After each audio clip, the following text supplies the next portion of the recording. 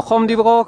বিশেষকৈ উদযাপন কৰা হৈছে গড়গাঁও ৰাজকাৰেঙত আৰু বীৰলাচি থানাৰ পৰা এটা ব্যতিক্ৰমী পন্থাৰে তেওঁলোকে অসম দিৱস উদযাপন কৰিছে য'ত 501 চাকি তেওঁলোকে বন্তি প্ৰজ্বলন কৰি এইদৰে চাউলুং চুকাফা যিজন আহোমৰ প্ৰথমজন ব্যক্তি বা স্বৰ্গদেউতাক তেওঁলোকে স্মৰণ কৰা পৰিলক্ষিত হৈছে আৰু ইয়াত চাওক ইমান সুন্দৰকৈ গড়গাঁও কাৰেংঘৰ ইমান সুন্দৰকৈ সজাই পৰাই তোলাৰ লগতে ইয়াত যিদৰে 500 এগছি বন্তি প্ৰজ্বলন কৰা হৈছে তাৰ পাছতে অতি সুন্দৰ হৈ পৰিছে আটক ধুনীয়া হৈ পৰিছে গড়গাঁও কাৰেংঘৰ আৰু যিহেতু আপোনালোকে সকলোৱে জানে 1228 খ্ৰীষ্টাব্দত অসমলৈ আহিছিল স্বৰ্গদেউ চাউলুং চুকাফা সমাৰত প্ৰৱেশ কৰি আহোম ৰাজ্য প্ৰতিষ্ঠা কৰিছিলে আৰু সেইজন ব্যক্তিক আজি স্মৰণ কৰিছে সমগ্ৰ অসমবাসীয়ে তাৰ সমান্তৰালভাৱে অসমৰ ভিন্ন প্ৰান্তত আজি অসম দিৱস হিচাপে বিভিন্ন অনুষ্ঠান আয়োজন কৰা হৈছে আৰু সেই বিশেষে আজি গড়গাঁও ৰাজকাৰেঙতো এইদৰেই